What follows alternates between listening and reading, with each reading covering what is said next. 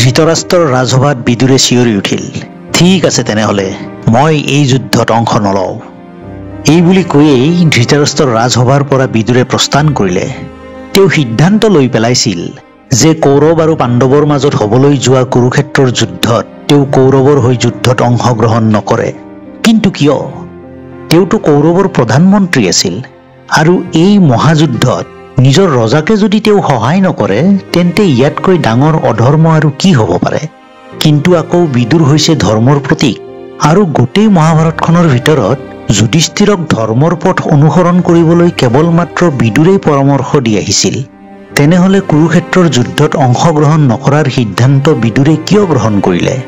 নে এই সিদ্ধান্ত গ্ৰহণ কৰাটোৱেই আছিল তেওঁৰ বাবে এক ডাঙৰ ভুল? নমস্কাৰ দৰ্শকসকল, আজিৰ এই ভিডিঅ'টোত বিদুৰৰ বিষয়ে এনে কেতবোৰ কথা ক'বলৈ ওলাইছোঁ যিবোৰৰ বিষয়ে হয়তো কম সংখ্যক লোকেহে জানে। যদিও বিদুৰৰ জন্ম ৰাজপৰিয়ালত হৈছিল কিন্তু তেওঁৰ জীৱন মসৃণ নাছিল। ৰাজপৰিয়ালত জন্ম হোৱা স্বত্তেও তেওঁ ৰজা হ'ব নোৱাৰিলে। কিন্তু কিয়? এই বিষয়ে জানিবলৈ হ'লে পোনপ্ৰথমে আমি জানিব লাগিব কুৰুবংশৰ বংশ বৃত্তান্ত। পূৰ্বতে কুৰুবংশৰ ৰজা আছিল ৰজা শান্তনু।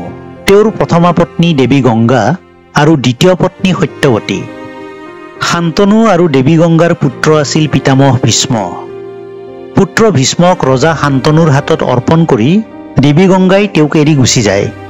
ইয়াৰ পিছত ৰজা শান্তনুৱে ধিৱৰ ৰাজৰ কন্যা সত্যৱতীক বিয়া কৰায়, যাৰ পৰা তেওঁৰ দুজন পুত্ৰ ক্ৰমে বিচিত্ৰবীৰ্য আৰু চিত্ৰাংগদৰ জন্ম হয়। বিচিত্ৰবীৰ্য আৰু চিত্ৰাংগদৰ জন্মৰ কিছুদিনৰ পিছতে ৰজা শান্তনুৰ মৃত্যু ঘটে। ইয়াৰ ফলত পিতামহ ভীষ্মই মাতা সত্যৱতীৰ সৈতে চিত্ৰাংগদ আৰু বিচিত্ৰবীৰ্যক তুলি তালি ডাঙৰ দীঘল কৰে। চিত্ৰাংগদ যেতিয়া যুৱক হ'ল তেতিয়া ভীষ্মই তেওঁক কুৰুবংশৰ ৰজা পাতিলে। কিন্তু ইয়াৰে কিছুদিনৰ পিছত গন্ধৰ্বসকলৰ লগত হোৱা এখন যুদ্ধত চিত্ৰাংগদৰ মৃত্যু ঘটে। চিত্ৰাংগদৰ মৃত্যুৰ পিছত পিতামহ ভীষ্মই বিচিত্ৰবীৰ্যৰ হাতত কুৰু ৰাজ্যৰ ৰাজ্যভাৰ অৰ্পণ কৰে। বিচিত্ৰবীৰ্য কুৰুবংশৰ ৰজা হোৱাৰ পিছত ভীষ্মই বিচিত্ৰবীৰ্যৰ বিবাহৰ বিষয়ে চিন্তা চৰ্চা কৰিলে। সেই সময়ত কাশী ৰজাই তেওঁৰ তিনি কন্যা ক্ৰমে অম্বা, অম্বিকা আৰু অম্বালিকাৰ স্বয়ম্বৰৰ আয়োজন কৰিছিল। স্বয়ম্বৰৰ খবৰ পাই ভীষ্মই তিনিওগৰাকী কন্যাক ভায়েক বিচিত্ৰবীৰ্যৰ সৈতে বিবাহ কৰাবলৈ লৈ আহিলে। কিন্তু কাশী ৰজাৰ বৰজীয়ৰী অম্বাই মনে প্ৰাণে সৌবল দেশৰ ৰজা শাল্বক তেওঁৰ প্ৰতিবৰণ কৰি থৈছিল। ইয়াকে শুনি ভীষ্মই অম্বাক ৰজা শাল্বৰ ওচৰত থৈ আহে আৰু অম্বিকা আৰু অম্বালিকাৰ বিবাহ বিচিত্ৰবীৰ্যৰ সৈতে সম্পন্ন কৰালে। এইফালে শাল্বই অম্বাক বিবাহ কৰাবলৈ অস্বীকাৰ কৰে, কিয়নো স্বয়ম্বৰৰ পৰা ভীষ্মইহে তেওঁক লৈ গৈছিল। শাল্বৰ কথা শুনি অম্বা পুনৰ ভীষ্মৰ ওচৰলৈ ঘূৰি আহে আৰু তেওঁক বিবাহ কৰাবলৈ ভীষ্মক অনুৰোধ কৰিলে। কিন্তু ভীষ্মই যিহেতু ইতিমধ্যে প্ৰতিজ্ঞা কৰি থৈছিল যে জীৱনত তেওঁ বিবাহ নকৰায়, সেয়েহে তেওঁ অম্বাক বিবাহ কৰাবলৈ অস্বীকাৰ কৰিলে। এইবাৰ অম্বাৰ মন একেবাৰে ভাঙি গ'ল। অম্বাই ভাবিলে যে ভীষ্মৰ বাবেই তেওঁৰ এই দশা হৈছে। গতিকে তেওঁ ভীষ্মৰ ওপৰত চৰম প্ৰতিৰোধ লোৱাৰ সিদ্ধান্ত গ্ৰহণ কৰিলে আৰু ভগৱান পৰশুৰামৰ সহায় বিচাৰি গ'ল। অম্বাৰ কথামতে পৰশুৰামে ভীষ্মৰ লগত যুদ্ধ কৰাৰ সিদ্ধান্ত ল'লে। ভীষ্ম আৰু পৰশুৰামৰ মাজত তয়াময়া যুদ্ধ আৰম্ভ হ'ল। ইয়াকে দেখি দেৱতাগণ স্বৰ্গৰ পৰা নামি আহিল আৰু এই যুদ্ধ স্থগিত কৰিলে। অৱশেষত একো উপায় বিচাৰি নাপাই অম্বাই দেৱাদিদেৱ মহাদেৱক আৰাধনা কৰাৰ উদ্দেশ্যৰে হিমালয় পৰ্বতলৈ গমন কৰিলে। পিছলৈ এই অম্বাই শিখণ্ডী হিচাপে জন্মগ্ৰহণ কৰে আৰু কুৰুক্ষেত্ৰৰ যুদ্ধত পিতামহ ভীষ্মৰ মৃত্যুৰ কাৰণ হৈ পৰে। আনফালে অম্বিকা আৰু অম্বালিকাক বিবাহ কৰোৱাৰ বহু বছৰ পিছতো বিচিত্ৰবীৰ্যৰ কোনো সতি সন্ততি হোৱা নাছিল। এনে অৱস্থাতে এক অচিন ৰোগত বিচিত্ৰবীৰ্যৰ শৰীৰ দিনে দিনে বেয়াৰ ফালে ঢাল খাবলৈ ধৰিলে আৰু সেই ৰোগত পীড়িত হৈয়েই তেওঁ মৃত্যুবৰণ কৰিলে। স্বামীহীনা দুগৰাকী ৰূপযৌৱনা বোৱাৰী আৰু হস্তিনাপুৰৰ ৰিক্ত সিংহাসন প্ৰত্যক্ষ কৰি মাতৃ সত্যৱতী দুখত ভাগি পৰিল। কুৰুবংশ ৰক্ষা কিদৰে হ'ব এই ভাবি সত্যৱতী গভীৰ চিন্তাত পৰিল। তেতিয়া সত্যৱতীয়ে ভীষ্মক ক'লে, হে পুত্ৰ, এই মুহূৰ্তত তোমাৰ হাতত দুটা উপায় আছে। প্ৰথমটো হ'ল পিতৃকুল ৰক্ষাৰ হকে তুমি তোমাৰ দুই ভাই বোৱাৰীৰ গৰ্ভত সন্তানৰ বীজ ৰোপণ কৰা। আৰু দ্বিতীয়টো হৈছে ৰাজ অভিষেক পাতি অতি সোনকালে তুমি কুৰু ৰাজ্যৰ সিংহাসনত উপবিষ্ট হোৱা। নহলে কুৰুবংশ আগবাঢ়িব কেনেকৈ? মাতৃৰ মনৰ অৱস্থা অনুধাৱন কৰি ভীষ্মই ক'লে, হে মাতা, মই ত্ৰিভুৱন পৰিত্যাগ কৰিব পাৰোঁ, কিন্তু মই কৰা আজীৱন ব্ৰহ্মচাৰ্যৰ প্ৰতিজ্ঞা ভংগ কৰিব নোৱাৰোঁ। গতিকে আপুনি যেন মোক পুনৰ এনে আহ্বান নজনায়। এই বুলি কৈ ভীষ্মই নিজৰ স্থিতি স্পষ্ট কৰিলে আৰু লগতে ক'লে, হে মাতা, পৰশুৰামে যেতিয়া 21 বাৰ ক্ষত্ৰিয় নিধন কৰিছিল, তেতিয়া সেই ক্ষত্ৰিয়ৰ পত্নীসকলে বেদজ্ঞ ব্ৰাহ্মণসকলৰ লগত সহবাস কৰি সন্তান জন্ম দিছিল আৰু ক্ষত্ৰিয়ৰ বংশ অক্ষুণ্ণ ৰাখিছিল। গতিকে কুৰুবংশ ৰক্ষাৰ বাবে কোনো জ্ঞানী ব্ৰাহ্মণক আহ্বান জনাওক, যিজনে বিচিত্ৰ বীৰ্যৰ 2 ভাৰ্যা অম্বিকা আৰু অম্বালিকাৰ গৰ্ভত সন্তানৰ বীজ ৰোপণ কৰিব পাৰে। ভীষ্মৰ পৰামৰ্শ শুনি ৰাজমাতা সত্যৱতীয়ে ক'লে, হে পুত্ৰ, আজি মই তোমাক মোৰ জীৱনৰ এক গোপন ৰহস্য শুনাম, যি কথা আজিলৈ মই কাৰো আগতে কোৱা নাছিলোঁ। সেয়া হ'ল, কুমাৰী কালত মোৰ পালক পিতৃ আছিল ধীৱৰৰাজ। তেওঁৰ নিৰ্দেশত মই নাও বাই যমুনা নৈত যাত্ৰীসকলক পাৰাপাৰ কৰিছিলোঁ। এদিন মই ঋষি পৰাশৰক নাওৰে যমুনা নৈ পাৰ কৰাব গৈছিলোঁ। সেইদিনা মোৰ ৰূপত ঋষি পৰাশৰ মোহিত হৈছিল আৰু মোৰ সৈতে সহবাস কৰিবলৈ ব্যাকুল হৈ পৰিছিল। সেয়েহে ঋষিয়ে মায়াৰ প্ৰভাৱত নদীৰ মাজত এটি দ্বীপ সৃষ্টি কৰি তাতেই মোৰ সৈতে সহবাস কৰিছিল আৰু যাৰ ফলত মোৰ এটি পুত্ৰ সন্তান জন্ম হৈছিল। এই পুত্ৰটিৰ জন্মৰ পিছতে ঋষি পৰাশৰৰ আশীৰ্বাদত মই কুমাৰীত্ব পুনৰ ঘূৰাই পাইছিলোঁ। পৰাশৰ ঋষিৰ ঔৰসত কুমাৰী কালত মোৰ গৰ্ভত জন্ম লাভ কৰা সন্তানটিয়েই হৈছে মহাজ্ঞানী বেদ ৰচয়িতা বেদব্যাস। গতিকে হে পুত্ৰ, তোমাৰ অনুমতি পালে বেদব্যাসকে বিচিত্ৰ বীৰ্যৰ 2 ভাৰ্যাৰ গৰ্ভত সন্তানৰ বীজ ৰোপণ কৰিবলৈ মই আহ্বান জনাব পাৰোঁ, কিয়নো তেওঁ যিহেতু মোৰেই পুত্ৰ। দেৱী সত্যৱতীৰ কথাত ভীষ্মই সন্মতি প্ৰদান কৰিলে আৰু বেদব্যাসক আমন্ত্ৰণ জনোৱা হ'ল। ব্যাসদেৱ আহি উপস্থিত হোৱাত মাতৃ সত্যৱতীৰ পৰামৰ্শ অনুসৰি ব্যাসদেৱে অম্বিকা আৰু অম্বালিকাৰ সৈতে সহবাস কৰিবলৈ সন্মত হ'ল। কিন্তু সহবাসৰ সময়ত ব্যাসদেৱৰ কুৰূপ মুখখন দেখি অম্বিকাই ভয়তে চকু মুদি দিছিল আৰু অম্বিকাই কুৰূপ ব্যাসদেৱক দেখি ভয়তে হেতা পৰি গৈছিল। সহবাস সম্পন্ন কৰি ব্যাসদেৱে মাতৃ সত্যৱতীক ক'লে, হে মাতা, অম্বিকাৰ এটি মহাপ্ৰতাপী পুত্ৰ জন্মিব, কিন্তু সেই পুত্ৰ জন্মান্ধ হ'ব, কিয়নো সহবাসৰ সময়ত অম্বিকাই চকু মুদি দিছিল। আনহাতে অম্বালিকাৰ এটি অতি ধৰ্মপৰায়ণ ৰাজকাৰ্যত বিচক্ষণ পুত্ৰ জন্ম হ'ব, কিন্তু এও পাণ্ডুবৰণৰ হ'ব, কিয়নো অম্বালিকাই সহবাসৰ সময়ত ভয়তে হেতা পৰি গৈছিল। এই কথা শুনি দেৱী সত্যৱতীয়ে অম্বিকাক পুনৰ ব্যাসদেৱৰ ওচৰলৈ যাবলৈ পৰামৰ্শ দিলে। কিন্তু এইবাৰ অম্বিকাই নিজে ব্যাসদেৱৰ ওচৰলৈ যোৱাৰ পৰিৱৰ্তে এজনী দাসীক ব্যাসদেৱৰ ওচৰলৈ পঠিয়ালে। দাসীয়ে কোনো শংকাবোধ নকৰাকৈ ব্যাসদেৱৰ সৈতে সহবাস কৰিলে।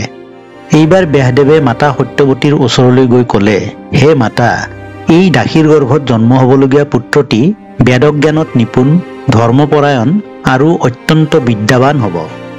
এই কথা কৈ ব্যাসদেৱে তাৰ পৰা প্ৰস্থান কৰিলে। ইয়াৰ পিছত যথাসময়ত অম্বিকাৰ গৰ্ভৰ পৰা জন্ম লাভ কৰিলে জন্মান্ধ ধৃতৰাষ্ট্ৰই, অম্বালিকাৰ গৰ্ভৰ পৰা জন্ম হ'ল পাণ্ডুবৰণৰ পাণ্ডুৰ, আৰু দাসীৰ গৰ্ভৰ পৰা জন্ম হ'ল মহাজ্ঞানী ধৰ্মশাস্ত্ৰত নিপুণ বিদুৰৰ। গতিকে বিদুৰৰ জন্ম যদিও কুৰুবংশত হৈছিল, কিন্তু দাসীৰ পুত্ৰ হোৱা বাবে বিদুৰে ৰজা হোৱাৰ যোগ্যতা লাভ কৰা নাছিল। আৰু আন এটা কাৰণ হ'ল, বিদুৰ আছিল কনিষ্ঠ পুত্ৰ, ধৃতৰাষ্ট্ৰ আছিল জ্যেষ্ঠ। কিন্তু ধৃতৰাষ্ট্ৰ অন্ধ হোৱা বাবে প্ৰথমে মধ্যম পুত্ৰ পাণ্ডুক ৰাজসিংহাসনত অধিষ্ঠিত কৰা হৈছিল। কিন্তু পাণ্ডুৰ মৃত্যুৰ পিছত অন্ধ হ'লেও ধৃতৰাষ্ট্ৰকে হস্তিনাপুৰৰ ৰজা পতা হৈছিল। বিদুৰক ৰজাৰ মৰ্যাদা দিয়া হোৱা নাছিল, সেয়া সঁচা, কিন্তু বিদুৰ আছিল কুৰু ৰাজ্যৰ প্ৰধানমন্ত্ৰী। গতিকে ধৃতৰাষ্ট্ৰৰ শাসনকালত তেওঁ বহুতো গুৰুত্বপূৰ্ণ সিদ্ধান্ত বিদুৰৰ পৰামৰ্শ মতেহে লৈছিল। কিন্তু কুৰুবংশত জন্ম, পৰম জ্ঞানী, ধৰ্মপৰায়ণ আৰু সত্যবাদী হোৱা স্বত্তেও বিদুৰ কিয় ৰজা হ'ব নোৱাৰিলে? পূৰ্বজন্মৰ কি অভিশাপৰ ফলত বিদুৰৰ জন্ম এজনী দাসীৰ গৰ্ভত হ'বলগীয়া হ'ল? এই সকলোবোৰ কথাৰ লগত জড়িত হৈ আছে বিদুৰে পূৰ্বজন্মত লাভ কৰা এক অভিশাপৰ ঘটনা। সেই অনুসৰি এবাৰ মাণ্ডব্য নামৰ এজন ঋষিয়ে নিজৰ আশ্ৰমত তপস্যা কৰি আছিল। তেতিয়াই কেইজনমান চোৰে সেই ৰাজ্যৰ ৰাজভঁৰালৰ পৰা কিছু মূল্যৱান সামগ্ৰী চুৰি কৰি আনি সামগ্ৰীসহ ঋষিৰ আশ্ৰমত আত্মগোপন কৰিলে। ৰজাৰ চিপাহীসকলে চোৰকেইটাক বিচাৰি বিচাৰি ঋষি মাণ্ডব্যৰ আশ্ৰমত উপস্থিত হ'ল। ৰজাৰ চিপাহীসকলে চুৰি সামগ্ৰীৰ সৈতে চোৰকেইটাক ঋষিৰ আশ্ৰমত কৰায়ত্ব কৰিবলৈ সক্ষম হ'ল। মাণ্ডব্য ঋষিৰ আশ্ৰমত ৰাজপ্ৰসাদৰ চুৰি সামগ্ৰী উদ্ধাৰ হৈছিল বাবে ৰজাৰ চিপাহী চন্তৰীসকলে ঋষিক চোৰৰ চৰ্দাৰ বুলি ভাবি ধৰি বান্ধি নি চোৰৰ লগতে ঋষিকো ৰজাৰ সন্মুখত হাজিৰ কৰালে। ৰজাই সকলো কথা গম পাই কোনো কথাৰ বিচাৰ নকৰাকৈ চোৰসহ মুনিক নচচা শূলত দিবলৈ আদেশ দিলে। যথাসময়ত ৰজাৰ আদেশ কাৰ্যকৰী কৰাৰ বাবে তেওঁলোকক নিৰ্দিষ্ট স্থানলৈ নিয়া হ'ল আৰু এটা পথৰ দাঁতিত আটাইকেইজনকে নচচা শূলত দিয়া হ'ল। কিছু সময়ৰ পিছত চোৰকেইজন মৰি থাকিল, কিন্তু মাণ্ডব্য মুনিৰ মৃত্যু নঘটাকৈ বহু বছৰ ধৰি তেওঁ তেনেকৈয়ে ওলমি থাকিল। এদিনাখন সমন মুনিসহ কেইজনমান মুনিয়ে সেই পথেৰে পাৰ হৈ যাওঁতে মাণ্ডব্য মুনিক শূলত ওলমি থকা দেখা পালে। মাণ্ডব্য মুনিৰ অৱস্থা দেখি তেওঁলোকৰ বৰ দুখ লাগিল। ইয়াৰ কাৰণ কি জানিব বিচৰাত মাণ্ডব্য মুনিয়ে চুৰি কৰা চোৰক শূলত দিয়াৰ লগতে বিনা দোষত মুনিকো শূলত দিয়াৰ কথা বিৱৰি ক'লে। এই সকলোবোৰ কথা জানি সমন মুনিয়ে ৰজাৰ ওচৰলৈ আহি ৰজাক কোৱাত ৰজাই বৰ দুখ পালে। তেতিয়া ৰজাই নিজৰ ভুল স্বীকাৰ কৰি মাণ্ডব্য ঋষিক হাতজোৰ কৰি ক্ষমা খুজিলে। তেতিয়া ঋষিয়ে ক'লে, হে ৰজা, এই ক্ষেত্ৰত তোমাৰ কোনো দোষ নাই। পূৰ্বজন্মত কৰা কোনো দোষণীয় কৰ্মৰ বাবে হয়তো মই এই শাস্তি ভুগিবলগীয়া হৈছে। এই কথা কৈ মাণ্ডব্য মুনিয়ে পূৰ্বজন্মৰ কথা জানিবলৈ যমৰাজৰ ওচৰত গৈ উপস্থিত হ'ল। তেতিয়া যমৰজাই তেওঁক ক'লে, হে মুনিবৰ, আপুনি আপোনাৰ শিশুকালত পথাৰত আনন্দমনে নাচি বাগি ফুৰা জীয়া এটাক ধৰি ফুল এডাল ভৰাই ৰং চাইছিল। বহু সময় ধৰি সেই জীয়াজনী ধৰফৰ কৰি আছিল, কিন্তু মৃত্যু হোৱা নাছিল, আৰু সেয়েহে আজি আপুনি তাৰেই শাস্তি ভোগ কৰিবলগীয়া হৈছে। যমৰাজৰ কথা শুনি ঋষি মাণ্ডব্যই ক'লে, হে যমৰাজ, ধৰ্মশাস্ত্ৰ অনুসৰি 12 বছৰ বয়সলৈ যদি কোনো শিশুৱে দোষণীয় কাম কৰে তেনেহ'লে তেওঁক ক্ষমা কৰা উচিত, কাৰণ বাল্যকালত শিশুৱে ভুল শুদ্ধ বিবেচনা কৰিব নোৱাৰে। গতিকে বাল্যকালত মই কৰি অহা ভুলৰ কাৰণে মোক আপুনি শাস্তি প্ৰদান কৰাটো উচিত হোৱা নাই। সেয়েহে যমৰাজ, আজি মই আপোনাক অভিশাপ দিলোঁ যে আপুনিও এদিন পৃথিৱীত শূদ্ৰজনীত জন্মগ্ৰহণ কৰিব লাগিব।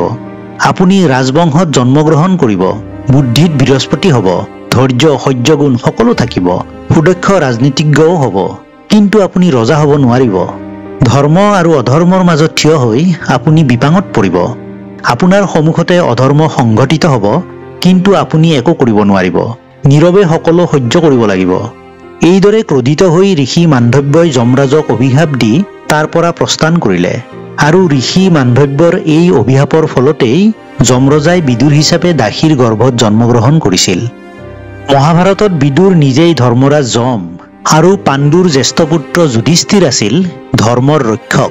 মহাভাৰতত বিদুৰ আৰু যুধিষ্ঠিৰৰ মাজত এক অদ্ভুত যোগসূত্ৰ আছিল। বিদুৰ আৰু যুধিষ্ঠিৰ দুয়োজনেই ধৰ্মৰ প্ৰতীক আছিল, কিন্তু ধৰ্মৰক্ষাৰ ক্ষেত্ৰত দুয়োজনৰে দৃষ্টিভংগী আছিল কিছু বেলেগ। বিদুৰৰ জন্ম যিদৰে ঋষি মাণ্ডব্যৰ অভিশাপৰ ফলত হৈছিল, আনহাতে মাতা কুন্তীয়ে দিব্য মন্ত্ৰৰ সহায়ত যমদেৱতাক স্মৰণ কৰি ধৰ্মৰাজৰ পুত্ৰ হিচাপে যুধিষ্ঠিৰক লাভ কৰিছিল। মহৰ্ষি বেদব্যাসে মহাভাৰতত ধৰ্মৰ এই দুই স্তম্ভ বিদুৰ আৰু যুধিষ্ঠিৰৰ চৰিত্ৰ দুটি অতি সুন্দৰভাৱে উপস্থাপন কৰিছে। যুধিষ্ঠিৰে ধৰ্ম ৰক্ষা কৰি ধৰ্মপথেৰে আগবাঢ়িছিল, আৰু বিদুৰ আছিল স্বয়ং ধৰ্মৰ প্ৰতীক। পাশা খেলৰ মজিয়াত যেতিয়া দ্ৰৌপদীক অনা হ'ল তেতিয়া সকলো মৰ্মাহত হৈছিল, কিন্তু কোনেও মাত মাতিব পৰা নাছিল।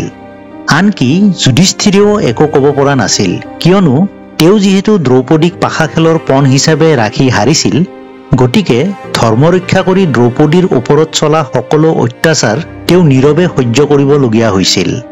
আনহাতে ধৰ্মৰ নীতি সোঁৱৰাই দি বিদুৰে দ্ৰৌপদীৰ বস্ত্ৰহৰণত বাধা প্ৰদান কৰিবলৈ মাত মাতিছিল। তেতিয়া বিদুৰে কৈছিল, যি ব্যক্তিয়ে নিজে পৰাজিত হৈছে সেই ব্যক্তিৰ আনক পণ ৰখাৰ কোনো অধিকাৰ নাই। গতিকে যুধিষ্ঠিৰে দ্ৰৌপদীক পাশা খেলৰ পণ হিচাপে আগবঢ়াব নোৱাৰে। গতিকে ধৰ্ম অনুসৰি দ্ৰৌপদী পাণ্ডৱৰ সম্পত্তি নহয়। এই যুক্তি দৰ্শাই বিদুৰে ৰজা ধৃতৰাষ্ট্ৰ, গুৰু দ্ৰোণ আৰু ভীষ্মক তেওঁলোকৰ মৌনতাক লৈ সমালোচনা কৰিছিল।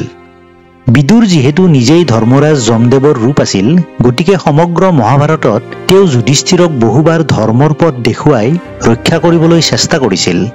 ইয়াৰ অন্য এক উদাহৰণ হ'ল যতুগৃহৰ অগ্নিকাণ্ডৰ সময়তো বিদুৰৰ পৰামৰ্শ মতেই পঞ্চপাণ্ডৱ আৰু মাতৃ কুন্তি দেৱীৰ প্ৰাণ ৰক্ষা পৰিছিল।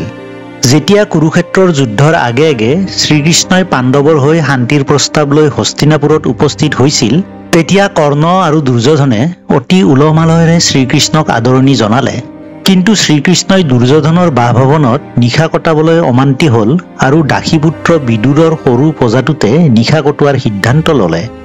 ইয়াকে দেখি দুৰ্যোধনে লজ্জিত অনুভৱ কৰিলে আৰু পৰৱৰ্তী দিনাখন ৰাজসভাত বিদুৰক ইয়াকে কৈ তিৰস্কাৰ কৰিলে যে বিদুৰে সদায়ে পাণ্ডৱক সমৰ্থন কৰি আহিছে, গতিকে যুদ্ধক্ষেত্ৰত বিদুৰে নিশ্চয় আমাক বিশ্বাসঘাতকতা কৰিব। দুৰ্যোধনৰ এনে কথাত বিদুৰ ক্ষোভিত হৈ পৰিল আৰু তেওঁ ক'লে, ঠিক আছে তেনেহ'লে মই এই যুদ্ধত অংশগ্ৰহণ নকৰোঁ। যিজন ৰজাৰ মোৰ ওপৰত বিশ্বাসেই নাই, সেইজন ৰজাৰ হৈ মই যুদ্ধত অংশ লোৱাৰ অৰ্থই বা কি? গতিকে আজিয়েই মই মোৰ এই ধনুখন ভংগ কৰিলোঁ আৰু প্ৰতিজ্ঞা কৰিলোঁ যে মই কুৰুক্ষেত্ৰৰ যুদ্ধত অংশগ্ৰহণ নকৰোঁ। এই বুলি কৈয়েই বিদুৰে নিজৰ ধনুখন ভাঙি পেলালে আৰু দুৰ্যোধনৰ ৰাজসভাৰ পৰা প্ৰস্থান কৰিলে। বিদুৰে যিখন ধনু ভংগ কৰিছিল, সেই ধনুখন তেওঁক প্ৰদান কৰিছিল প্ৰভু শ্ৰীকৃষ্ণই। কোৱা হয় যে সেই ধনুখনত ইমানেই শক্তি আছিল যে কেৱল মাত্ৰ এপাত শৰেৰেই বিদুৰে প্ৰতিপক্ষৰ সমস্ত সৈন্যবাহিনীক নিঃশেষ কৰিব পাৰিলেহেঁতেন। গতিকে বিদুৰে কৌৰৱ পক্ষৰ হৈ যুদ্ধ কৰিলে পাণ্ডৱৰ পৰাজয় নিশ্চিত আছিল আৰু সেয়া হ'বলৈ হ'লে ঘোৰ অনৰ্থ হ'লহেঁতেন। সেয়েহে এই কথাৰ প্ৰতি লক্ষ্য ৰাখিয়েই প্ৰভু শ্ৰীকৃষ্ণই বিদুৰৰ ঘৰত আশ্ৰয় লৈছিল, যাতে দুৰ্যোধনে বিদুৰক তিৰস্কাৰ কৰে আৰু খঙতে বিদুৰে যুদ্ধত অংশগ্ৰহণ নকৰাৰ সিদ্ধান্ত লয়। মহাভাৰতৰ যুদ্ধৰ পিছত কুৰুক্ষেত্ৰত নৰসংহাৰ দেখি বিদুৰ মৰ্মাহত হৈ পৰিছিল আৰু শোকত ভাগি পৰি বিদুৰে ৰাজনীতি আৰু ৰাজভৱন পৰিত্যাগ কৰিলে আৰু ঈশ্বৰ প্ৰাপ্তিৰ লক্ষ্যৰে গভীৰ বনৰ মাজত প্ৰৱেশ কৰি ধ্যানমগ্ন হ'ল। দৰ্শকসকল, বিদুৰৰ জীৱন বৃত্তান্তৰ বিষয়ে আজিৰ ভিডিঅ'টো এইখিনি আছিল। ভিডিঅ'টো চাই কেনেকুৱা পালে ভিডিঅ'টোৰ কমেণ্ট বক্সত কমেণ্ট কৰিবলৈ নাপাহৰিব আৰু যদিহে ভিডিঅ'টো আপোনালোকে ভাল পালে অনুগ্ৰহ কৰি ওচৰতে থকা লাইক বাটনটো প্ৰেছ কৰিব আৰু এতিয়ালৈকে যদি মোৰ এই চেনেলটো আপোনালোকে ছাবস্ক্ৰাইব কৰা নাই, অনুগ্ৰহ কৰি ছাবস্ক্ৰাইব কৰিব আৰু ওচৰতে থকা বেল আইকনটো প্ৰেছ কৰি ৰাখি দিব। তেতিয়াহ'লে আগলৈ আহিবলগীয়া এনেকুৱা ধৰণৰ ভিডিঅ'সমূহৰ আপডেট আপোনালোকে পাই থাকিব। গতিকে দৰ্শকসকল, আজিৰ ভিডিঅ'টো এইখিনিতে শেষ কৰিছোঁ। ধন্যবাদ।